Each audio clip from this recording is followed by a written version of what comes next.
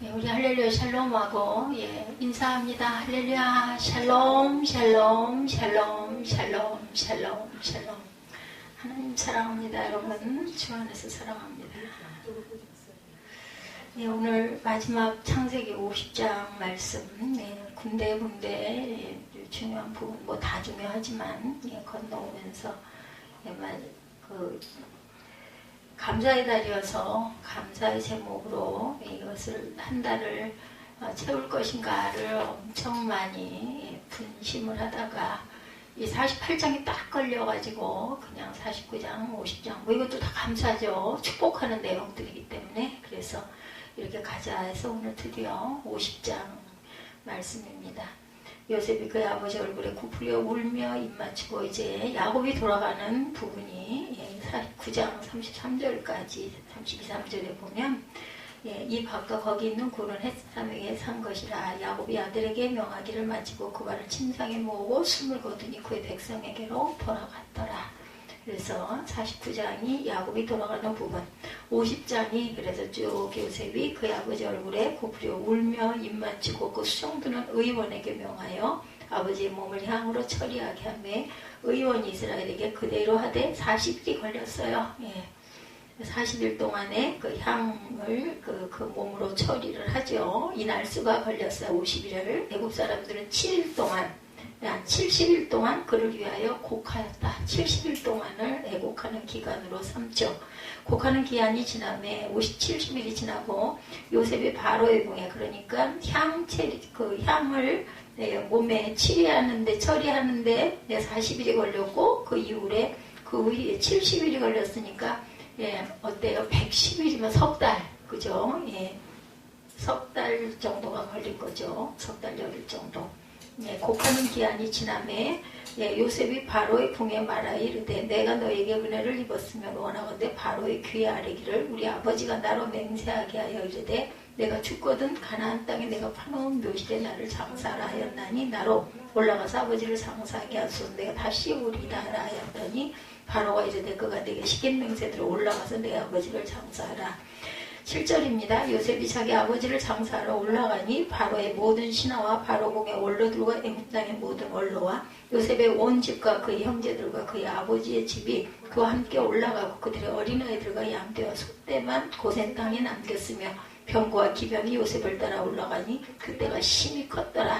그들이 요단강 건너편 아닷타장 마당에 이르러 거기서 크게 울고 애통하며 요셉의 아버지를 위하여 7일 동안 또 애곡하죠. 그 땅 거민 가나안 백성들이 아담마당의 애통을 보고 이르되 이는 애굽 사람의 큰 애통이라 하였으므로 그 땅 이름을 아멜미스라임이라 하였으니 곧 요단강 건너편이었더라. 야곱의 아들들이 아버지가 그들에게 명령한 대로 그를 위해 따라 행하여 그를 가나안 땅에서 메어다가 마므레 앞 막벨라밭 굴에 장사하였으니 이는 아브라함의 족속 에브론에게 밭과 함께 사서 매장지를 삼은 곳이더라. 요셉이 아버지를 장사한 후에 자기 형제와 호상꾼과 함께 다시 애굽으로 돌아오죠. 그래서 이 형들을 위로합니다. 요셉의 형들이 그들의 아버지가 죽었음을 보고 말하되 요셉이 혹시 우리를 미워하여 우리가 그에게 행한 모든 악을 원수를 갚지 않나 염려를 하고 아주 불안해했어요. 요셉에게 말을 전하이르되 당신 아버지가 돌아가시기 전에 명령하여 이르기를 너희는 이같이 요셉에게 이르라. 내 형들이 내게 악을 행하였을지라도 이제 바라건대 그들의 허물고 죄를 용서하라 하셨나니 당신 아버지 하나님의 종들은 우리 죄를 이제 용서하소서 하며 요셉이 그들이 그에게 하는 말을 들을 때 울었더라. 그 형들이 또 친히와 요셉의 앞에 엎드려 이르되 우리는 당신의 종들입니다. 요셉이 그들에게 이르되 두려워하지 마소서. 내가 하나님을 대신하리이까. 당신들은 나를 해하려 하였으나 하나님은 그것을 선으로 바꾸사 오늘과 같이 많은 백성의 생명을 구원하게 하시라 하셨나니 당신들은 두려워하지 마소서. 내가 당신들과 당신들의 자녀를 기르리이다 하고 그들을 강고 깍발로 위로하였더라. 오히려 요셉이 형들을 위로하죠. 21절까지. 그리고 이제 오늘 마지막 부분 22절부터 26절까지 요셉이 그의 아버지의 가족과 함께 애굽에 거주하여 110세를 살았어요. 에브라임의 자손 3대를 보았고 므낫세의 아들 마길의 아들들도 요셉의 스라에서 양육되었더라.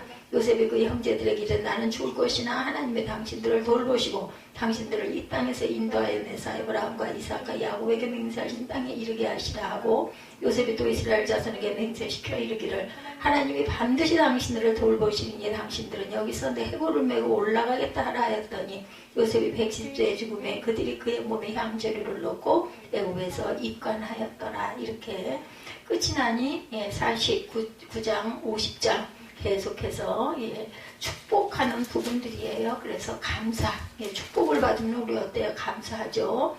므낫세에게 48장도 여전히 축복하는 부분입니다. 므낫세에게 축복하는, 에브라임과 므낫세 중에 작은 아들에게 먼저 축복하는 부분이 일어나서 48장, 49장, 50장이 전부 다 축복하고 감사의 내용들로 이루어지고 드디어 요셉이 돌아가는 그런 마지막 부분입니다. 태초에라는 신비하고 가슴 벅차고 설레는 기대감 넘치는 단어로 시작된 창세기는 창조가 되고 에덴 동산이 생기고 가인과 아벨, 노아의 형, 홍수, 바벨탑 등의 그 원역사 1장에서 11장, 이스라엘 민족과 그 족장들의 역사 12장에서 50장으로 기록되어 있습니다. 히브리어의 이름은 세페르 베쉐시트라고 쓰여 있어요. 세페르 베레시트. 그리고 헬라어 이름은 게네시스. 그래서 혹시 게네시스가 제네시스 차량의 어원이 되지 않았을까? 저는 이제 잘 모르지만 뭐 차량들이 그렇게 뜻이 있다고 하더라고요. 그래서 이런 생각을 해봤습니다. 창세의 마지막을 장식하는 사람은 둘인데 야곱과 아들 요셉. 이거 어찌됐든 간에 이스라엘의 그 나라가 쓴 것이 야곱으로 인해서 야곱의 이름이 바뀌면서 이스라엘이라는 나라 12지파가 생겼죠. 그리고 요셉으로 이루어져 있습니다. 그 창세기는 이스라엘이라는 이름을 얻고 그 이름을 후손들에게 물려준 야곱의 죽음, 아담과 하와의 범죄 인하여 타락한 인간의 구원을 기대하게 만든 요셉의 죽음으로 끝이 납니다. 창세기는.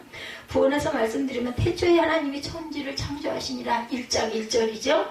밝고 힘찬 출발로 시작된 창세기가 두 사람의 죽음이라는 어두운 이야기로 끝이 납니다. 생명의 창조로 시작된 창세기의 죽음으로 끝이 난다라는 말이죠. 그런데 여러분, 죽음과 삶, 생사 이렇게 얘기를 하죠.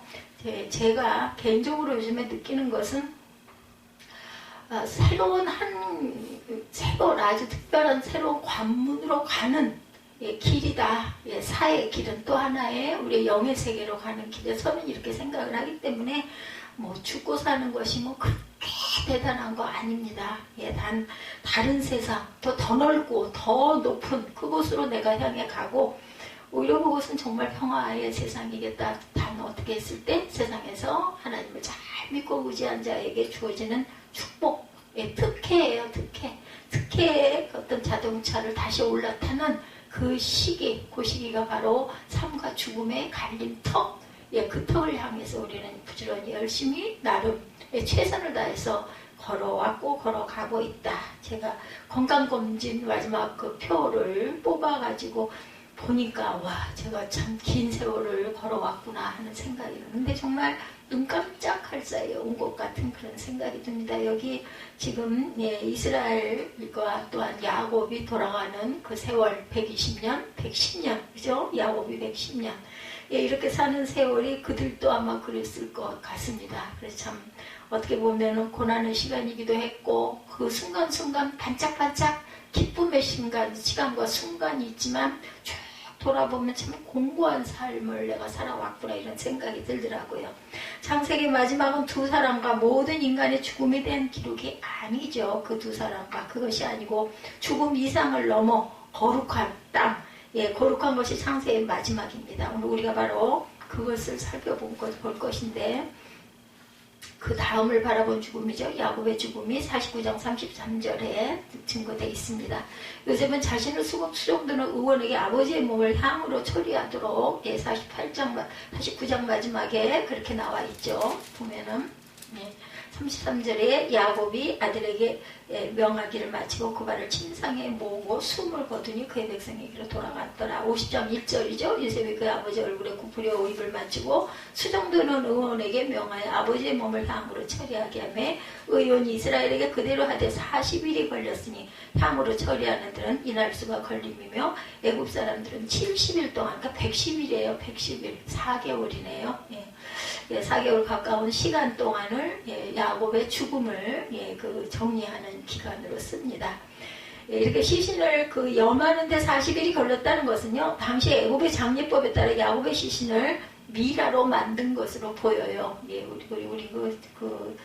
전에 유럽에 갔을 때 미라 많이 보셨죠? 아주 바짝 마른 조그만한 어떤 인형같이 생긴 유리관에 들어있는 사람의 모습 미라입니다. 애굽 사람들이 그렇게 한 이유는 요셉을 국가와 자신들의 생명의 은인이자 영웅으로 여겨서 그에 대한 예를 요셉의 아버지에게도 표했다는 거죠. 그리고 그 기간만큼 야곱의 장례식은 아주 성대하게 차려졌음을 봅니다. 거의 국장 혹은 국민장 수준이었습니다.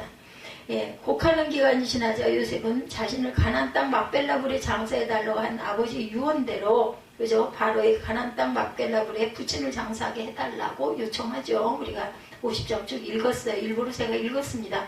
바로는 흔쾌히 허락해 주죠. 6절에 보면. 그래서 요셉은 바로의 허락을 받고 야곱을 장사하러 가나안 땅으로 갑니다. 50장 6절에 바로가 이르되 그가 내가 시킨 맹세대로 올라가서 내 아버지를 장사하라. 7절에 요셉이 자기 아버지를 장사하러 올라가니 바로의 모든 신하가 바로 궁에 올라 들어가 애굽 땅의 모든 원로와 요셉의 온 집과 그의 형제들과 그의 아버지와 집이 그와 함께 올라가고 그들의 어린아이들과 양떼와 소떼만 고생 땅에 남겼다. 이렇게 말씀하고 있습니다.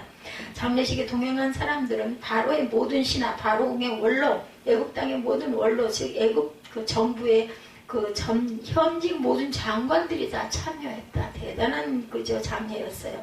그리고 엄청난 규모의 병거와 기병으로 구성된 애국 군대가 장례 행렬을 인도하죠. 호위합니다. 9절에 보면은 그렇게 나와 있어요. 병거와 기병이 요셉을 따라 올라가니 그때가 심히 컸더라. 이렇게 말씀하고 있죠. 요셉의 온 집과 형제들과 아버지와 집이 그와 함께 장례인들 요단강을 건너 아닷 타작 마당에 도착해서 거기서 7일 동안 크게 울고 애통하죠. 10절에 보면은 요단강 건너편 아닷 타작 마당에 이르러 거기서 크게 울고 애통하며 요셉의 아버지를 위하여 7일 동안 애곡하였다라고 말하고 있습니다. 그 모습을 지켜본 가나안 사람들은 그 땅의 이름을 아벨 미스라임, 아벨 미스라임, 그곳에서 애곡했다 이런 뜻 아니겠어요? 애굽 사람의 큰 애통이라는 뜻을 갖고 있습니다. 11절에 풀이하고 있죠. 그 땅 거민 가나안 백성들이 아닷 마당의 애통을 보고 이르되 이는 애굽 사람의 큰 애통이라 하였으므로 그 땅 이름을 아벨 미스라임이라 하였으니 곧 요단강 건너편이었더라. 애굽 사람의 큰 애통. 그렇게 한 이유는 그들이 볼 때 야곱의 장례식이 단순히 가나안 출신의 애굽에서 성공한 사람 아들 때문에 애굽으로 가서 거기서 사망한 한 노인의 장례식이 아니라 애굽 나라 전체가 옮겨온 듯 보였다는 거죠. 정승집 개가 죽으면 문전 성시를 이룬다고 그래요. 그래서 정승이 죽으면 썰렁하다는 옛말이 있다고 하네요. 결혼식은 부모 때문에 하객이 오고 장례식은 자녀들 때문에 조문객들이 온다고 합니다. 장례식은 죽은이보다 자녀들의 인생의 성적표라는 뜻을 갖고 있다고 그래요. 야곱의 장례식이 국가적으로 70일 동안 치러지고 장례 행렬이 마치 애굽 나라 전체가 가나안 땅으로 움직인 듯 보였다는 것은 요셉이 그만큼 애굽에서 잘 살고 번성했다라는 뜻을 갖고 있다. 오직 하나님을 경외함으로 하나님과 동행하고 믿음과 순결로 살아가는 사람은 그 인생이 이렇게 성공적일 수밖에 없다는 것을 보여줍니다. 그리고 나서 야곱의 아들들은 야곱을 마므레아 막벨라 밭 굴에 장사하죠. 13절에 보면 그것은 야곱의 할아버지 아브라함이 해쪽 속 에브론에게서 밭을 샀어요. 그렇죠? 그곳입니다. 12절에 증거하죠. 야곱의 아들들이 아버지가 그들에게 명령한 대로 그를 위하여 따라갔으며 가나안 땅에서 몇아 마므레아 막벨라 밭 굴에 장사하였으니 13절입니다. 아브라함이 해쪽 속 에브론에게 밭과 함께 사서 매장지를 삼은 곳이었더라. 요셉의 아버지를 장사하며 자기 형제와 오상꾼과 함께 다시 이제 애굽으로 돌아오죠. 그래서 아브라함과 그의 아내 사라가 거기 장사되었고 이삭과 그의 아내 리브가도 거기 장사되었죠. 49장 31절에 증가합니다. 야곱의 첫 부인 레아도 거기에 묻혔어요. 그렇게 한 이유는 그들이 이 작은 땅을 사서 하나님께서 약속의 땅으로 주실 기업의 시작이라고 보았기 때문이고 거기서 하나님의 나라가 성취될 것을 믿었기 때문이죠. 즉 그들은 믿음으로 살았고 믿음으로 죽었고 믿음으로 묻혔다라는 의미를 갖고 있어요. 믿음으로 살고 믿음으로 죽고 믿음으로 묻혔다. 따라서 야곱의 아들들이 아버지를 거기에 묻은 것은 그 믿음에 동참한다는 의미입니다. 이 작은 밭과 거기에 있는 굴 외에는 아직 우리의 땅이라고 할 수 있는 것이 없지만 언젠가 반드시 우리의 땅, 우리의 기업, 우리 후손의 영원한 기업이 될 줄 믿습니다. 이런 믿음의 고백이다. 믿음의 고백적인 의미가 장례식에도 있었다라는 뜻입니다. 형들이 이제 그 이후에 두려워하죠. 14절에 아버지를 장사한 후에 자기 형제 호상군과 함께 애국으로 돌아왔는데 그래가지고는 아버지 장례를 마친 후 기일이 되면 국내든 어디든 가족 여행을 하죠. 네, 가족들이 만나 예배를 드리자고 의논들을 하고 이런 오늘날의 가정들은 이런 모습들도 많다고 합니다. 그래서 8, 90일에 걸친 길고 긴 장례가 끝났기 때문에 요셉의 형제들은 서로 위로했겠죠. 수고했다. 누구보다 요셉이 고생했지. 덕담과 위로를 주고받을 만한 그때 아버지 사후 중대한 문제에 직면했다고 본문은 말하고 있어요. 15절에 요셉의 형제들이 그들의 아버지가 죽었음을 보고 말하되 요셉이 혹시 우리를 위하여 우리가 그에게 행한 모든 악을 갚지 않을까. 아버지 때문에 그동안 참았는데 이제 아버지가 돌아가고 났으니 이거 어떻게 하면 좋냐 염려를 했다는 거죠. 아버지가 살아있을 동안에 아버지가 보호막이 되어서 우리가 살 수 있었지만 이제 돌아가셨으니까 이제 이 문제를 요셉이 우리를 죽이려고 노예로 팔아 넘길 수도 있지 않겠느냐. 이런 염려, 이런 걱정이 나왔다라는 거죠. 그 당시 요셉의 나이가 17세, 현재 요셉의 나이는 56세로 자그마치 40여 년의 세월이 흘렀는데도 무엇을 말해줘요? 요셉은 잊었어도 그들 스스로 자신들의 행동, 한 것에 대한 양심을 찔림, 겁, 두려움. 왜? 또 요셉이 이만큼 출세하고 명예를 누리고 있기 때문에 아마 요셉이 그렇지 않고 종살이 정도 했다면 전혀 그러지 않았을 것 같아요. 이처럼 형제들에게는 요셉의 용서에 대한 확신이 없고 두려움을 갖고 있었다. 자신들이 지은 죄가 너무 컸고 상대적으로 요셉의 성공과 권세가 상상을 초월할 거가 거기서 살다 보니 더더군다나 얼마나 많이 느꼈겠어요. 아무튼 그들은 아버지가 돌아가셨으니 요셉이 그동안 숨기고 있던 복수의 칼을 빼들지는 않을까 두려웠죠. 요셉에게 아버지가 돌아가시기 전에 16절에 우리 죄를 이제 용서하소서 17절에 이렇게 말합니다. 우리에게 복수하지 말아달라. 우리는 당신의 종이다. 그러자 요셉이 울죠. 창세기에 요셉이 울었다는 기록이 4번 나옵니다. 첫 번째는 형들이 자신들의 의도한 공경에 빠졌을 때 그들이 요셉에게 행한 악 때문에 죄값 핍박을 받는다며 스스로 아파하는 모습을 보았을 때 42장 24절에 웁니다. 두 번째는 전 동생 베냐민을 만났을 때 43장 30절. 세 번째는 유다가 자신을 희생하려는 모습에 감동을 받아서 자신이 요셉임을 밝힐 때 45장 2절. 그리고 이제 네 번째 지금 형들이 자신을 용서함을 믿지 못하고 그리고 두려워하는 것을 보면서 마음이 아파서 웁니다. 4번을 울죠. 요셉의 울음을 본 형들의 반응. 그 형들이 친히 와서 18절에 요셉의 앞에 엎드려 이르되 우리는 당신의 종들이니다. 이렇게 얘기합니다. 너희 종이 될 테니 우리 죄를 용서해달라고 간청하는 거죠. 이 부분에서 요셉의 형제들이 스스로 고집스럽게 자신들의 그런 모자람, 불신을 드러내고 있는 모습입니다. 안타깝죠. 이것을 기록한 본문의 의도는 과연 무엇일까? 용서를 받아들이는 형제들의 태도가 이렇게밖에 되지 않다. 요셉의 형들을 이미 용서했는데도 용서를 받아들이지 못한 형들에게 문제가 있죠. 그들은 요셉을 몰라도 너무나 모르니까 믿음이 없기 때문에 그래요. 감동이 없기 때문에 어떻게 하면 내 생명을 연장할까 연명할까 이거에 급급해 있으니까 안 보이는 거죠. 하나님과 하나님의 용서를 몰라도 너무나 모르는 사람 믿음이 없기 때문에 하나님이 그들을 용서하셨고 요셉도 그들을 용서했어요. 그러므로 형들은 요셉의 용서를 받고 감사해야 되죠. 그냥 감사하면 돼요. 그리고 열심히 믿음 생활 잘하고 살면 그걸로 좋은 건데 용서에 대한 보답이죠. 이미 용서를 받았는데도 과거의 죄로 인하여 벌받을 것을 두려워하고 벌벌 떨고 있습니다. 마음이 얼마나 예, 급급하고 여유가 없었겠어요. 예, 두려워하는 것은 신앙이 아닙니다. 상대방에 대한 신뢰도 아니죠. 그런 형들에게 요셉이 두려워하지 마소서. 내가 하나님을 대신하리까? 그것은 하나님이 하시는 부분입니다. 이에요. 예, 요셉은 유다와 베냐민을 대신하여 예, 스스로를 희생하려 할 때 용서를 선포하죠. 그때 요셉은 당신들이 나를 이곳에 팔았다고 해서 근심하지 마소서, 한탄하지 마소서.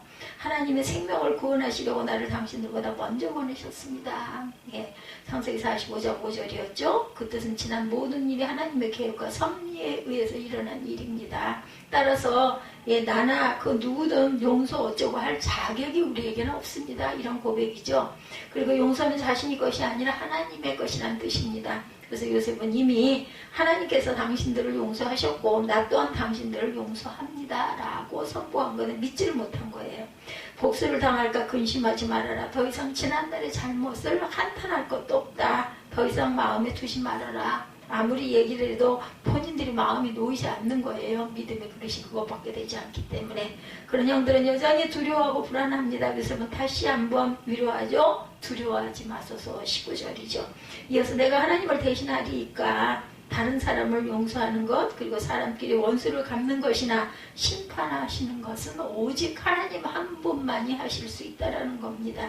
내가 하나님을 대신하리이까. 예, 그렇기 때문에 우리는 그저 불쌍히 여기고 기도해 줘야 합니다. 물론 순간 미운 생각도 들고 원망하는 마음도 들고 어쩌면 그럴 수 있어 입술에서 이런 말이 튀어나오지만 시간이 지나면서 생각해보면 뭐 이게 내 뜻대로 될 일인가 하나님이 알아서 하시겠지. 그러나 마음이 편해져요. 그냥 다시는 생각하지 말자. 왜냐하면 그런 거 생각 자꾸 하면은 내가 스스로 상처를 받고 내 마음밭이 좋아지질 않습니다. 그렇기 때문에 악도 선으로 바꾸시는 하나님이시니 이것도 결과가 좋게 하시겠지. 요셉은 자신을 인도하여 큰 일을 행하신 하나님을 보면서 형들의 모든 죄를 용서할 수가 있었어요. 그리고 본인은 또 본인대로 복을 받았잖아요. 그만큼. 그러니 감사해야 되죠. 그냥 그럴 수밖에 없어서 내가 그 세월을 잘 건너오게 해주신 하나님 감사합니다. 해야 합니다. 우리 일생도 마찬가지입니다. 21절에 요셉은 다시 한 번 더 용서를 선포하죠. 당신들은 두려워하지 마소서. 내가 당신들과 당신들의 자녀들을 기르리다. 내가 당신과 당신 자녀들까지도 내가 잘 기르겠어. 간곡한 말로 오히려 위로하죠. 형들에게 두려워하지 말라고 안심을 시키고 형들뿐만이 아니라 당신들의 자녀들까지도 가르치고 돌보겠다고 약속을 하죠. 여러분들도 혹시 지난날 하나님과 사람 앞에 잘못한 것이 있을지라도 그런데요, 여러분들 그거 아셔야 돼요. 반드시 그것을 아파한 사람에게는 사과해야 합니다. 죄송합니다. 제가 거기까지 생각을 못했습니다. 아이고 마음이 안타까우셨겠어요. 이런 위로와 이런 그래서 우리나라의 속담에 말 한마디가 천냥빛 갚는다는 말씀이 아주 저는 참 옳다. 그래도 말이라도 해주면 마음이 조금 놓이죠. 조금 좀 위로를 받습니다. 순간 뭐 그까지 그런 말 1000번을 하면 무슨 소용이 있어. 그걸 뭐 돌이킬 수 있어. 뭐 이렇게 생각하는 사람도 있겠지만 그래도 사과 내가 해야 될 부분은 해야 된다라는 거. 하나님의 용서를 믿지 않으면 사람 간의 용서도 믿어지질 않아요. 사랑의 하나님의 용서를 믿으심으로 과거의 죄에 매이지 말고 자유하시고 평안하시고 아이고 다시는 내가 그런 짓 난 안 할 거야. 아이고 내가 그러고 나서 정말 마음고생을 얼마나 했는지 몰라. 이런 얘기들 많이 하시죠. 중요한 게 마음이 가장 중요합니다. 내 마음이 평안한 것이 아주 중요하죠. 110세에 죽은 요셉입니다. 그 이후에 마지막 내용이 요셉의 죽음. 예, 세월이 유수같이 흘러서 요셉도 어느덧 110세가 되었고 그때가 요셉의 생애 마지막 해였습니다. 요셉은 형들보다 먼저 죽는 것으로 보이죠. 24절에 요셉이 그의 형제들에게 이르되 나는 죽을 것이나 이렇게 하죠. 예, 형들에게 유언을 남기니까 형들이 더 자랐어요. 요셉보다 오히려 24절에서 26절에 보면 나는 죽을 것이나 하나님의 당신들을 돌보시고 당신들을 이 땅에서 인도하여 내사 아브라함과 이삭과 야곱에게 맹세하신 땅에 이르리라 하시리라고 하고 요셉이 또 이스라엘 자손에게 맹세시켜서 이르기를 하나님이 반드시 당신들을 돌보시리니 당신들은 여기서 내 해골을 메고 올라가겠다 하라. 나중에 다시 고향 땅에 나를 갖다 묻어달라. 내 아버지가 계신 그런 막벨라 브레나를 또 묻어달라는 얘기죠. 요셉은 장자 형들과 자신의 후손들이 하나님의 약속대로 출애굽할 것을 믿고 있고 반드시 약속대로 되리라고 말하고 있는 거죠. 히브리서는 그 장면을 다음과 같이 기록합니다. 히브리서 11장 22절에 믿음으로 요셉은 임종시에 이스라엘 자손들이 떠날 것을 말하고 자기 뼈를 위하여 명하였으며 이렇게 증거되어 있어요. 이것도 구약과 신약의 짝입니다. 그죠? 열쇠이고 자물쇠죠. 그는 400년에 있을 출애굽을 믿고 있었던 거예요. 그렇기 때문에 그는 장차 가나안 땅으로 돌아올 것을 소망하면서 자신이 죽으면 자신의 유골을 가나안 땅으로 메어 올라가 거기 장사해달라고 부탁을 합니다. 그렇게 됐죠? 예. 성경을 쭉 보다 보면 그렇게 나옵니다. 그러고 요셉이 죽었어요. 그래서 형제들이 그의 몸에 향재료를 넣고 애굽에서 입관하였더라. 이렇게 형제들이 있으니 이런 입관도 해줄 수 있고 그저 그대로 약속을 지켜줄 수 있죠. 저희도 13장 19절을 보면요. 급히 애굽 땅을 떠나야 했던 이스라엘 백성들이 요셉의 유골을 챙겨서 떠나는 장면이 나옵니다. 이렇게 해서 창세기는 끝이 나죠. 그러니까 어떤 영화에도 보면 창세기라는 영화 끝나는 마지막 장면이 이렇게 오늘 본문으로 이어지기도 합니다. 이렇게 두 사람의 죽음으로 그들의 인생도 끝이 나고 믿음의 여정도 끝나고 그 다음부터는 새로운 이야기가 시작되는 것일까? 그리고 우리가 해야 할 일은 창세기의 다음 이야기, 그 다음 설교를 기다리며 자리를 털고 일어나고 마는 것일까? 아니죠. 야곱과 요셉이 죽으면서 남은 자에게 가나안에 대해서 말했고 나중에 그 믿음대로 그리로 돌아간 것은 애굽에 거주하는 이스라엘 백성들은 영원히 거기 머물러 그런 사는 사람이 아니라 돌아갈 사람들이라는 것을 잊지 말라는 뜻을 가지고 있습니다. 예, 그런 것처럼 우리 모두도 역시 마찬가지죠. 세월이 또 몇십 년이 흐른 이후에 나도 돌아갈 그곳, 예, 그것을 잊지 말아야 되겠죠. 오늘 이 땅에 살아가는 저와 여러분 모두 본향으로 돌아갈 사람들이라는 것을 꼭 기억하시기 바랍니다. 이 세상보다 저 세상은 과연 어떨 것일까? 소망을 가지고 그러기 때문에 내가 오늘 하나님 보시기에 온전한 모습으로 최선을 다해서 최고의 삶을 열심히 마지막 날처럼 살아가는 저와 여러분들이 되셔야 합니다. 고대 그리스 시대에 플라톤이라는 철학자 아시죠? 네, 그 사람은 BC 428년부터 348년까지 예, 살았던 사람이에요. 1109년 라파엘적 아테네 학당에서의 플라톤은 현실의 모든 것은 완전한 것이 아니다 이렇게 말합니다. 그러면서 현상 세계 밖에 예, 이데아라는 세상이 있고 이데아는 모든 사물의 원인이자 본질이다 이렇게 말을 합니다. 그러니까 이데아가 있기 때문에 현실 세계와 인간이 존재한다라는 뜻이에요. 현실 세계에서 모든 것들은 낡고 사라지는 것에 반해서 이데아는 시간도 변하지 않고 모습도 변하지 않는다. 그는 그 이데아 이론을 보다 잘 설명하기 위해서 동굴을 비유합니다. 지금 여러분이 예, 이렇게 생각해 보시면은 이스라엘에 참 동굴들이 많다고 그래요. 그죠? 그 성지순례 할 때도 보면 엄청난 동굴의 사진들이 굉장히 많습니다. 사람이 사는 세상은 좁고 어두운 동굴과 같은데 동굴 밖에 실제 세상, 진짜 세상이 있다 이렇게 주장을 했다고 그래요. 예, 지금 어려운 철학 이야기를 전하려고 하는 것이 아니라 성경은 하나님이 창조하신 세계에 대해서 말하면서 언제 창조하셨는지는 알 수 없지만 또 다른 세계, 완전한 나라, 영원한 나라에 대해서 늘 말씀하고 계신다. 플라톤처럼 뛰어난 사람들은 아주 희미하게 그죠? 그것을 깨닫고 이데아니 뭐니 주장을 했다라는 말씀을 드리는 것이고 이런 말씀을 드리는 이유는 오늘 본문에서 야곱과 아들 요셉의 죽음에 대해서 살펴봤는데 한 시대를 풍미했던 야곱과 요셉이에요. 그죠? 아버지와 아들 또 그 위에는 이삭이 있었죠. 그 두 죽음으로 창세기가 끝이 나긴 했지만 그게 끝이 아니라는 거죠. 야곱은 요셉에게 애굽에서 더 성공하라는 유언을 남기지 않았어요. 하나님이 주신 약속의 땅을 기억하라. 그 땅으로 돌아와야 한다는 것을 절대로 잊지 말아라. 요셉도 형제들과 후손들에게 똑같은 말을 합니다. 예, 저와 여러분 역시 그렇게 가르치고 그런 유언을 남길 줄 알아야 되겠다.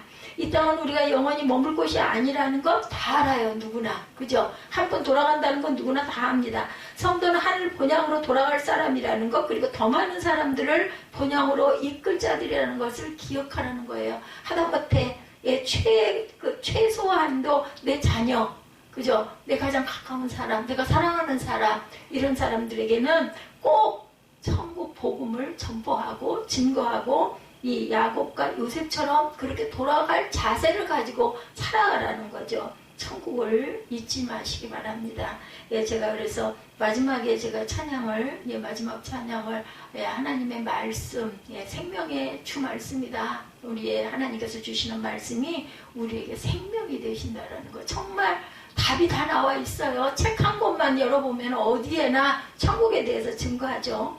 이 더 많은 사람들을 천국으로 이끌기 위해 오늘을 살고 또 내일을 사는 우리는 증인된 삶을 온전하게 기쁨으로 감사로 매 순간 잘못되고 고난을 받고 어려움이 있다 할지라도 우겨쌈을 당한다 할지라도 이것은 반드시 지나갈 것이며 하나님께서 내 심령에 천국을 소유하게 해주셨다라는 감사와 기쁨을 잊지 않는 저와 여러분들이 되시라는 말씀을 제가 50장 마지막 말미에 여러분들에게 전합니다.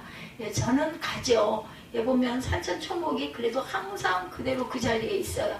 사람은 변하는데 어느 장소를 가보면 그때 50년 전에 이것도 이렇게 있었는데 많이 변하긴 했지만 그 모습이 있고 때로는 가끔은 보면 오래된 낡은 어떤 간판들이 그대로 붙어있는 경우들도 있습니다. 그게 리모델링이 되기도 하고 이름이 좀 바뀌기도 하지만 그 장소는 그대로 있죠. 산과 골짜기 내는 그대로 있다라는 거. 그렇기 때문에 우리는 가지만 또 우리 후대가 그것을 누리고 갈 것이고 그리고 또 그들도 나이가 들고 그저 낡아지고 쇠하여지면 또 돌아갈 본향이 있다라는 것을 우리가 항상 잊지 않고 내가 오늘을 마지막 날처럼 최고의 날처럼 최선의 마음과 기쁨을 가지고 내가 감사하지 않고 기뻐하지면 내 손해예요. 감사하고 기뻐하다 보면 마음이 기뻐지잖아요. 모든 질병도 떠나갈 줄로 믿습니다. 이런 마음을 가지고 요즘에 제가 음식을 굉장히 열심히 먹어요.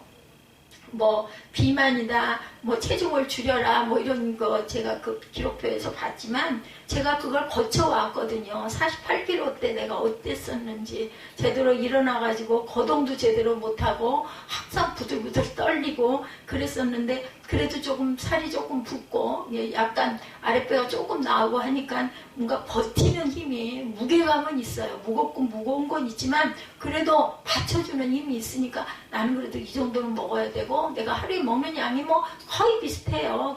특별한 음식을 잘 안 먹기 때문에 요것 조금 틈만 나면 많이 못 먹고 많은 양을 못 먹기 때문에 열심히 먹습니다. 삶을 우리는 살아있는 동안은 먹으려고도 수고를 해야 되고 먹은 거 치우느라고도 수고해야 되고 빨아야 되고 씻어야 되고 닦아야 되고 청소해야 되고 매일 항상 반복된 일상이지만 그 속에서도 내가 감사해서 이것도 할 수 있음을 감사하는 저와 여러분들 그렇기 때문에 우리는 감사하지 않을 게 하나도 없어요. 어떤 어려움이 있고 고난이 있다 할지라도 그것도 못하는 사람이 얼마나 많습니까? 이런 마음을 가지고 오늘도 기쁨과 감사만이 있는 그런 하루 그런 주일이 되시기를 주님의 이름으로 축복합니다.